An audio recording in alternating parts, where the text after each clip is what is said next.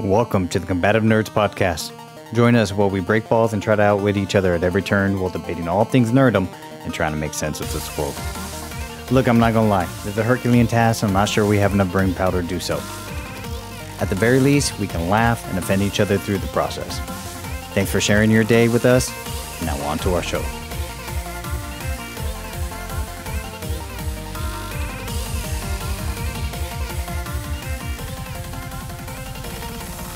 Hey, what's going on, guys? This is Raiderlance and FighterWizard. We'd like to thank you for our installment. I think we're running a little bit late with our pushing out our content. We've been doing some meetings, doing more content creation ideas, brainstorming, and some other stuff has been going on, technical issues. So sorry about the delays. Next, please definitely subscribe. We need all the help we can get. We need a push with the algorithm, and any help you can give us, we would appreciate it. FighterWizard, how you doing, brother? Doing pretty well. A little tired. My neck is sore from more jiu-jitsu training than I usually do, but I'm taking advantage of it when I can. You know, I was thinking about your jiu-jitsu, and I wanted to compliment you, not about your jiu-jitsu. Certainly not. But about something else. Yeah, I was thinking, your level of intelligence, when you told me about the speed gaming and how much memorization it took, timing, instinct, studying, shows a lot of discipline. I mean, you could even I'm sure you've even memorized a periodic table and all these scientific theories. Not even close. Okay. But what confounds me is that you still can't remember to transition from a triangle to an arm bar from the open guard. Like, you can't get that down? I fucking detest I hate being on my back. Hate it. I can transition from a triangle to an arm bar. That's fine. That. Do I ever threaten them? No, I do. Yeah, thanks.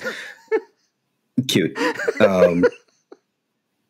No, I do not like being on my back at all. Well, of course not. I mean, it's a lesser position. You're going to get smashed at some point. But when you say you don't like being on your back for jiu-jitsu purposes, what is it about being on your back that bothers you so?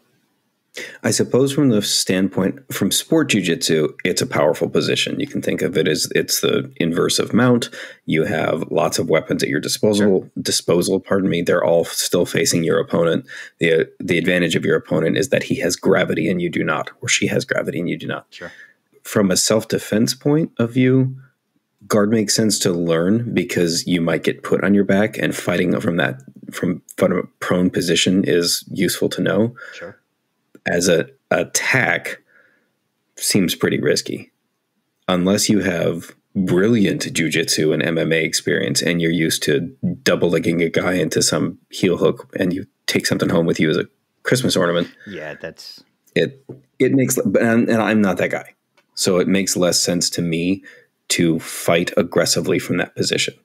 On a jiu-jitsu mat, it makes perfect sense, and it's an integral part of the sport. But... And, all this said, like Mason Fowler just demolished a guy when he went guard to an inverted triangle and then to everything. I didn't see that. Yeah. So, it was a good fight. And he's one of my favorite jiu-jitsu fighters. I should say fighters. But yeah, for me personally, I do not like it, which is, it's a hole in the game. But that's what it is. That might be one of your best excuses ever.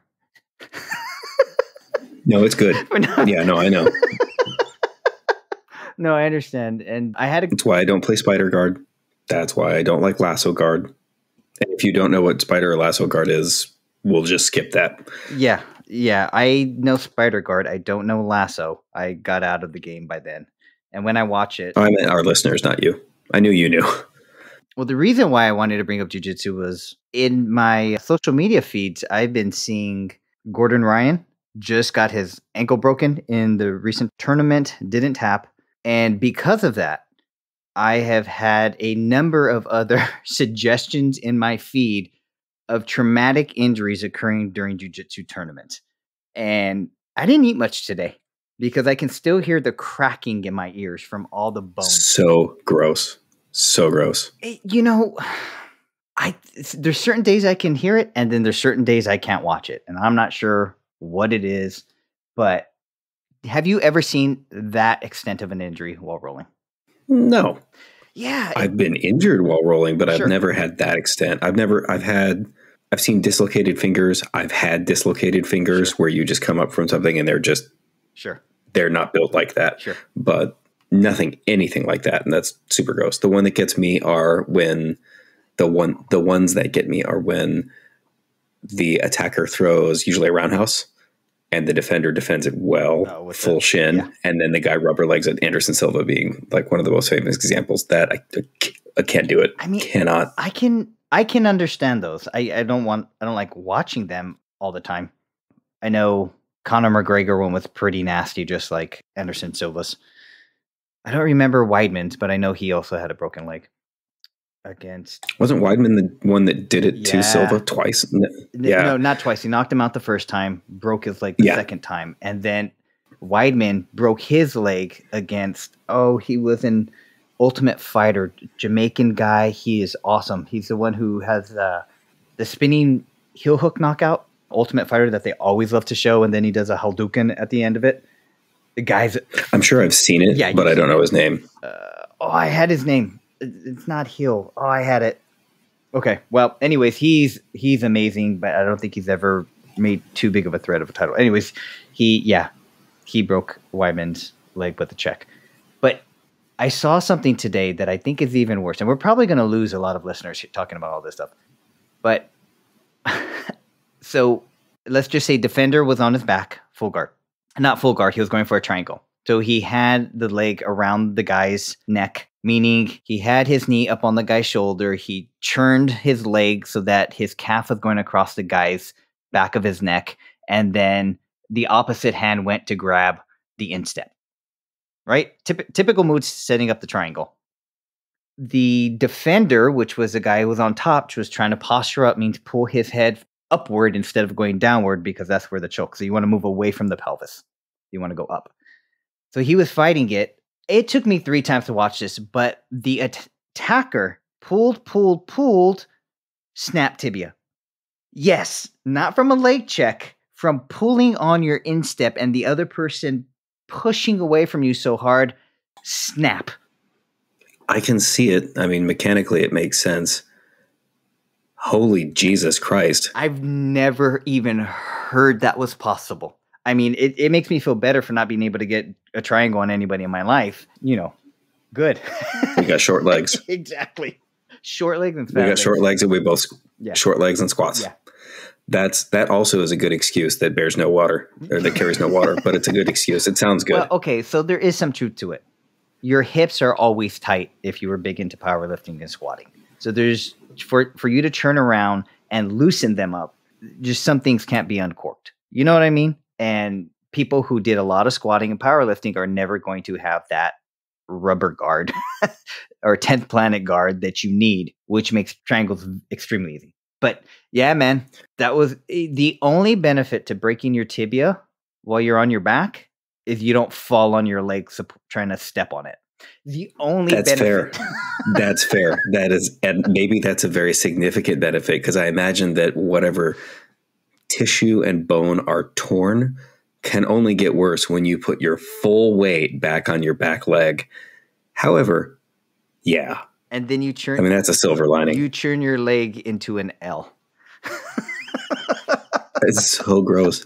So there's a guy at the gym, and his left hand, one of his hands, his pinky goes off at 90 degrees from his hand, and I don't know why. Maybe it was a break that never healed fully. Yeah. It's fine. It's his hand works just fine. But one of his favorite things to do, if he doesn't know you, especially to white belts, is to roll and then come up on like, oh my God, my hand. That's very good. Amazing. Yeah. Like if you have it, own it. Yeah, I could see some people feeling bad. I could see some people feeling good about it.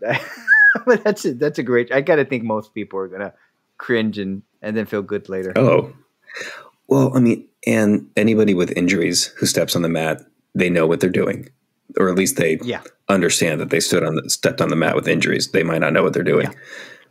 Well, since we're talking about all these horror stories of jiu-jitsu, why don't we just go into a few of our horror stories? So we did an episode a while ago And the impetus for this episode was I'd called FighterWizard. It was a while ago. And we were talking, BJJ. And I started telling him something. And he was like, wait. What are you talking about? So then I shared a story with him. And he's quiet the entire time. And then when I finished up, I wasn't trying to make a joke about it. He just looked to me like, how the fuck did that not make our horror stories of BJJ first episode? Like, how did you forget about that one? So we're going to bring it to you and you guys can cringe with us. Even worse than the leg breaks we were just talking about. So Fighter Wizard, would you like to start off and I can be the finale?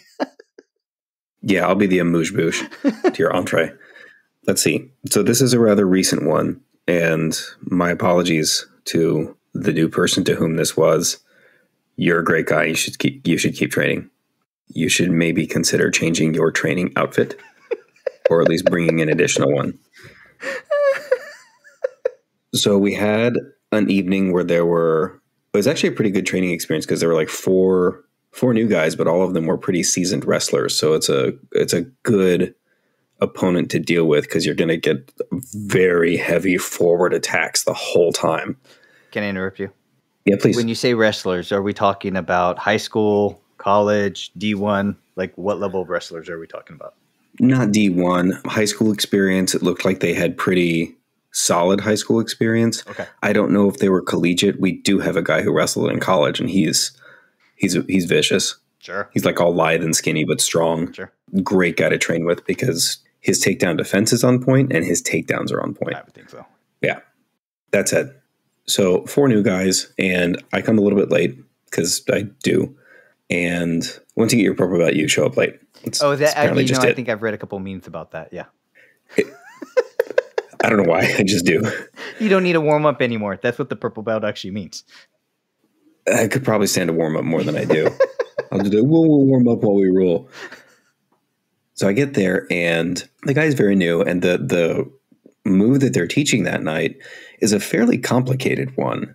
It's a single leg defense that if the person comes in for a low single, stands up, and puts their head to the outside, it can work to the inside too, but puts their head to the outside, you overhook, dive down, get a Kimura grip on their close arm. This makes no sense to anybody who doesn't go with jiu-jitsu, but just go with me. Really? How do you do that from the single? So you're doing the inside single and then the outside Kimura hook?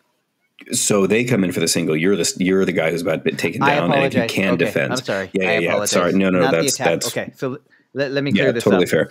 Okay. So I'm defending a single. Exactly. The person defending the single is going for the Kimura. I thought the person who was doing the single leg was then transitioning to Kimura. I was like, wait, what's going on? So I apologize. Yeah, no, I don't know how that would happen too. I'm sure that it's a move somewhere, probably like Nifty on Instagram. Try this Nifty choke or Nifty Kimura next time. Blah blah happens. Okay, you're defending the single leg. Anyway, I'm defending. They come in for the single. Yeah, put the head to the outside, overhook, get the Kimura grip, and then sit to your butt and basically like butterfly hook them, kick them over. Okay, yeah, and then come around to the back.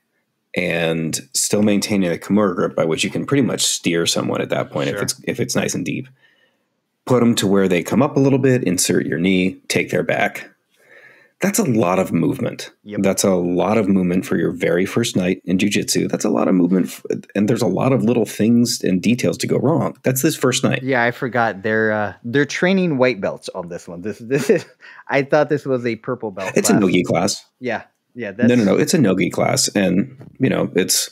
I'm not the teacher. If I were the teacher, that's probably not the move I would have started off with. I would have set them off pretty simple. So just for the audience, so a no-gi. So typically, when they have jiu-jitsu courses, you can have open mat, anybody can train, and then you can have beginner, advanced. Is that correct at your school? No, it's just everybody together. But yes, we're a smaller school. Really? There's a fundamentals class. There's a fundamentals class, and then there's an advanced. Okay. But there's no reason the fundamentals person can't stay for advanced, and they often do. Oh wow. Okay. Yeah. Every school is different. So okay, good. Sure.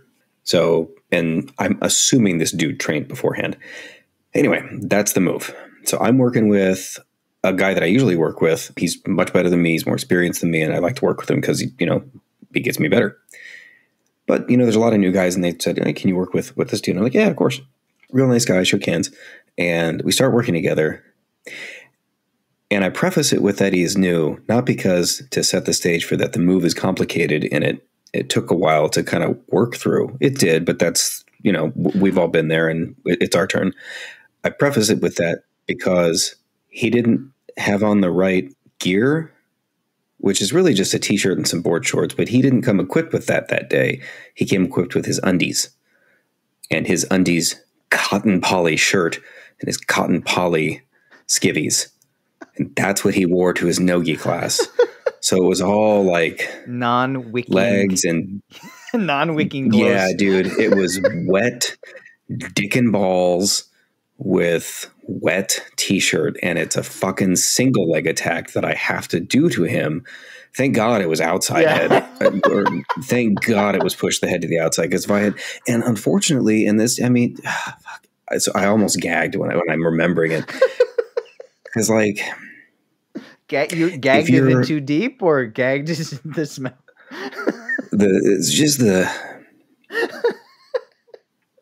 the smell of another human body in the right context, usually with someone you're accustomed to being intimate with, or with someone you expected to be intimate with. That's fine. It can be fine. It can be bad, but it can be fine, especially if it's expected.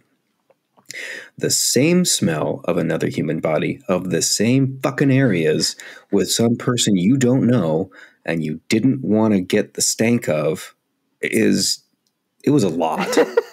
It was a lot. And because I'm going for a single leg, I'm diving down. I'm doing it real lightly. I'm getting like fucking ass and balls and pubes and all that. It's so gross. All that fucking rank smell. And the story doesn't really go anywhere from that. It's just like, that's a downside of training. Usually, like, if I have shorts that don't have spats, like, it gets a little scandalous because you can see my upper thighs, and that's like, no, okay, I don't want to do that. But this is the first time I've ever rolled with someone who just didn't have shorts on. They just fucking wore undies. Thank God they were like deep gray, because you imagine if they'd been wet and white. Oh. Come to think of it, that might have been okay for me. But that aside, like, that's a lot. Like that, and like it. You got to think at one point, like, to the instructor, or just like human decency, be like, you know what, maybe I don't want to rub my wet cock on somebody's face tonight when they didn't ask for it. Maybe out of human decency, that won't happen. But it still happened. Sorry. And dude was juicy because he'd taken a gi class before this, and his cotton poly undies, like, he sweats because he's an athlete. And I know, man, he sweats because he's an athlete. He's wearing fucking cotton pajamas in his gi class. He's wrestling, and then he wrestles with me in his cotton undies. In his used cotton undies, in his used fucking 3-pack at Marshall's cotton undies set. And I'm assuming, because he was new to this and it was a complex measure, you had to stay in that single leg over for him to and fumble over, over, dude. I'm just down there, and I'm like, all right, reach your left hand over and kind of grab my wrist, and then grab your own wrist with your right hand. Oh, sorry, man, I messed up. I'm like, oh, Jesus, just go. Please go, please go, please go, please go. Let me break this down for people who haven't trained. So sometimes when you're doing the attack so the person can do the defense, you have to hold certain positions for the defender to maneuver their body the right way, or put their holds the correct way. Especially with like a Kimura, you got to wrap up the arm in a certain way for you to have the leverage. If you wrap it up the wrong way, you won't have leverage on the shoulder. So if somebody is learning how to properly position their body, position their hand, position the weight, the shift in momentum, or the footwork, you as the attacker have to just stay static in the attack. So if you're going down for a single leg and you're down there, you have to wait till that person locks you up and does the sweep on you. So you want somebody who's good, efficient, and quick if your face is nuzzled into their buttock, right? And in this situation, Fighter2Wizard did not have that partner. He had a slow, oily, moist partner. Slick. And I mean, It was his first night. I get it. I totally get it. I've been there. I think I'm like cognizant enough of my body to be like, maybe I don't want to put all of the even now. Like I don't like rub my no-gi self on you if I try to be courteous. Thank God we weren't practicing triangles. Oh God. Worse, inverted triangles, or worse, worse. That sort of basic kimura for when you're in top side, they stick their elbow up too high, or you force it, and then you come over the top of them and basically like sit on their head. Yes. Oh my God. Yeah, where the person's on Dude, their it would side. have been all chode right here, like a mask. It would have been so bad. Okay, so proper martial art etiquette. If you're going to stay for more than one class, or if you're a sweater, you do this too. You bring a couple outfits, meaning you can change out your shirt once you soak through it. You can change out your biker shorts, board shorts, jock strap, whatever you got going on down there securing the equipment. You can swap it out in between classes. D1 wrestlers, I think those people not D1, just wrestlers, they have to stay in their singlets until practice is over. I assume that's where it came from. And yeah. So, oh man. I texted you that night and told you I needed to share with someone what I was going through. I thought I'd been nose raped. Yeah. That's on par with salt liquor. That was so the salt liquor story was dampness. Gross. Minus the dampness. That's true. Well, yeah, to have salt, it couldn't have been damp. It's just the first whiff. I was like, oh boy, that's cool. Let's trade. And I felt bad because when it came time for rounds, I fucking camped at the other side of the mat from this guy. I'm like, there's not a fucking chance I'm going to get anywhere close to this. No. You know what makes it worse is he didn't just do a class before and then you. He did an 8-hour shift, a class before and then you. I know. Yeah, I know. This might be the only time in history you wish you had my allergies. That way you wouldn't have had to smell anything. I would have killed to have a cold. I would have rather had. I may choose mild COVID. You're going to be licking handrails and elevator buttons for the next week or two before you go train. I'm going to have man. I'm going to have someone cough unmasked into my mouth. Oh man. Okay. Well, that's a good story. Mine is taking it a different direction. I still feel like it was worse, even though nothing actually happened. Nothing really happened in mine. I just got I got chode masked.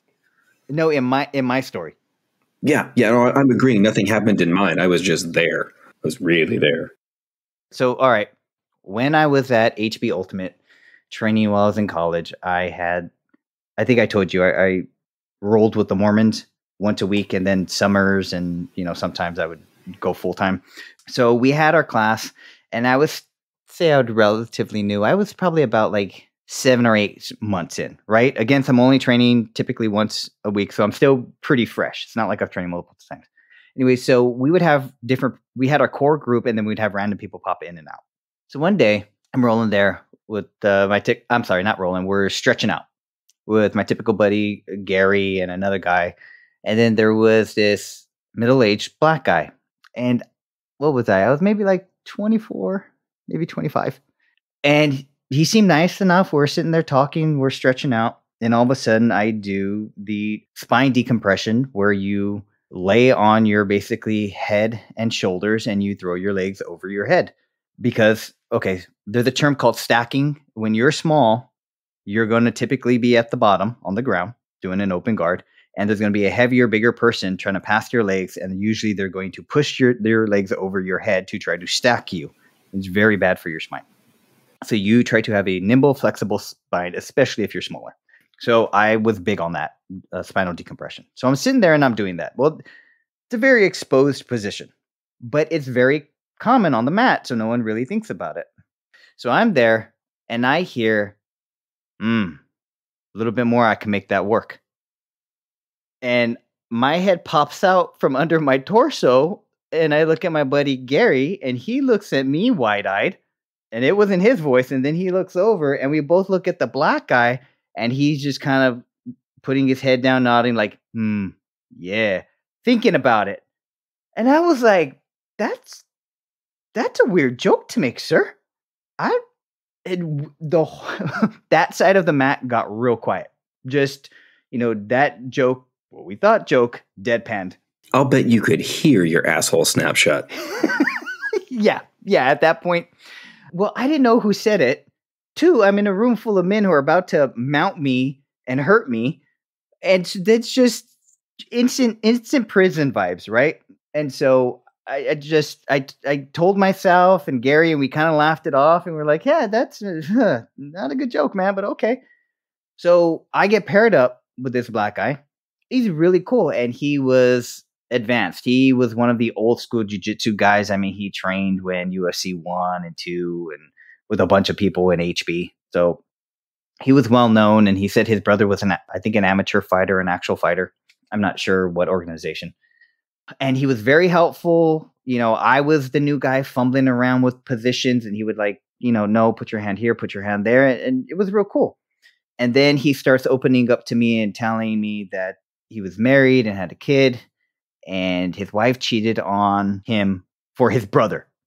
And so he kind of went a little crazy, and he showed up to his wife or his baby's mom's house. I'm pretty sure it was his wife, the mother of his daughter's house. And he was saying how he wanted to see the kid, and she told him to go away. And then he wanted to fight with his brother. And then the cops came. And then he said when the cops came, one started rolling with him, and he basically got out of it. And then he, got arrested. And I didn't think much about it. And I just felt bad for the guy. So I find out that he doesn't have a ride. I think he has to take the bus and, yada, yada, yada. He's a cool guy. I didn't spend the whole class with him, but moved partners, rolled. That was the end of it. So my head trainer comes and walks over to me, and he never really does this. He would never come and pull me aside, but he kind of was like, hey, I just want to let you know, if he asks you for a ride, don't give it to him. He just got out of prison. That's when my asshole tightened.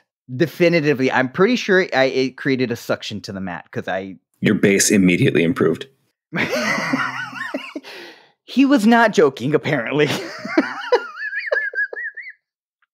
So the moral of the story is, yes, learning BJJ can be a superpower, but there are some malevolent people also learning that same superpower, which makes it even scarier. So yeah, I never offered a ride to anybody after that. It was to the point where it's like, okay, I need to know I can defend myself against you so that I'm going to be comfortable if me and you are alone. Other than that, it's cool, man. Yeah, I'm not going to your house parties. I'm not going to your, yeah. So anytime you step on the mat, there's a non-zero chance of injury. Depending on the day, sure. It might be the day your ticket gets punched. Sure. I have never stepped on the mat, nor known anyone other than you who has stepped on the mat to experience a non-zero chance of rape. Yeah. And we're not talking about getting violated on the mat to where you feel like you were. We're just talking, like raped that evening. Yeah, we're talking actual. Yeah. God. Not extreme metaphor for having your ass handed to you, but actual non-consensual sex. You win. Yeah, man. Yeah. Thanks. No, you win. The only reason why I probably didn't bring it out our first episode was because I had to have some mental block. Cold shower. Or, No. Like I tried to repress that memory. Yeah. Yeah. So, yeah, I don't think that. I think we should end it there. I don't think we can do better than that, or worse, however you want to phrase it. Yeah, I don't. I have nothing to say after knowing one of my good. Yeah, but neither did I on the drive home.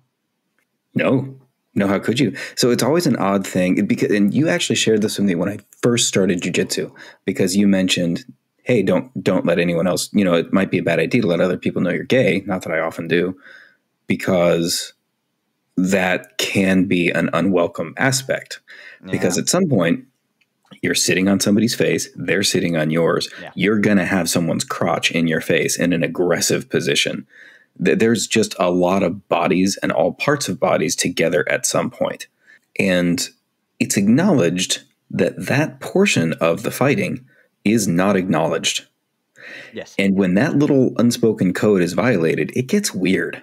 Very quick. Yeah, like going back to that Kimura position where like you throw your leg over and you're essentially you're pinching someone's sideways body between your knees, sitting on their head, trying to wrench their elbow up a little bit. Some dude's like, yeah, I'm working on this position, but it always feels like I'm leaving the poop stripe. I'm like, hey, fucking gross. You need to address that shit before you get to savage to class. And B, just no, man. It's not like I'm making a cocksucking joke if I have someone in like a triangle, or the other way around. You know, it's interesting that you bring it up because at HB Ultimate we had quite a few females who would come in and train, and they were never regulars. So they were always somebody's girlfriend or somebody who wanted to just, take in a trial class or this and that. And when you're doing jujitsu with them and rolling, okay, so there's the training and drilling is usually for some reason not as, it's more clinical, I guess you would say. So it doesn't always have to be, oh, our body parts are here or there. Now there's certain positions, yeah. You're focusing on the physics of it always. Yeah. Because it doesn't work unless it's usually, it's not that it doesn't work unless it's precise. It's that it doesn't work nearly so well unless it is precise. Yeah, so you're looking at the details, not the whole. But when you roll with the female, completely different. You're looking at how can I tie my body up on this person? And it's just, it's a gear switch. And it would always have to be addressed when you get partnered up with a female. Like, are you cool? Are we gonna, it has to be addressed. It was every time with me, or I would say even the professor that we had would address it a number of times. Like, hey, I'm assigning you with her, be respectful, that type of stuff. Right. And he would do that whether with me or with anybody else. Was he Brazilian? No, we had two. No. Well, actually three, two Brazilians, one white. But it was always nothing. It wasn't big. It was just like, hey, acknowledge it. Let's be cool here. And then, but with guys, it's the same thing. You guys, yeah, sure, there's different body parts there, but cock and balls, asshole in various places, and it's never addressed, right? This was the first time, I had to address that. I wanted to start vetting everybody I rolled with before I rolled with them. Yeah, that'd be weird. Like yesterday I was rolling with a woman and this is wrong. This is my own personal sexism, and it's a constant mental battle each time I do it, because at the end of the day it is unfair to my training partner, if she's a woman, that I am not doing what I can do. I will always give much less in terms of strength. Sure. And it's there's merit to be had there in terms of a training experience, because then you're not muscling it because you have to address it through technique. Anyway, that aside. Sure. This was not that woman, but I was still rolling pretty light, very like comfortable, kind of lackadaisical, not lackadaisical, but I wasn't very aggressive. Mm-hmm. I totally fucking credit card swiped her with my hand. Like just like I was in half guard and I was going to like shoot a deep half and I was like, yeah. Oh, there was no-gi day too. Oh boy. It's a thin layer of spandex. It really is. And like, yeah. You felt the folds. Let's just put it that way. Totally. Yeah. And I mean, her hands were on my balls at some point. Just, it happens, but it's still like that triggers in your head. Like it's impossible not for it to trigger. Like I just fucking rubbed this dude's nuts while I was trying to get an over-under pass. But yeah. Yeah. Well, we've managed to turn our quick rapid fire episode into 40 minutes of jujitsu, assholes, smelly balls, and assaults. I mean, yeah, and assaults, but non-zero chances of assault when stepping onto a jiu-jitsu mat. This is highbrow. I think so. I think this will be one of our most listened to yet. Yeah, absolutely. From a molecular biologist and attorney, this is what matters. Yeah. Tip of the hat. Yeah, I appreciate it. All right, well, we're going to wrap this up. If you guys are willing to listen, we are willing to talk. See you next time. That's it. That's our show. If that doesn't make you want to train BJJ, I don't know what will. Please do us a favor and like, subscribe, share this podcast so we can get some traction.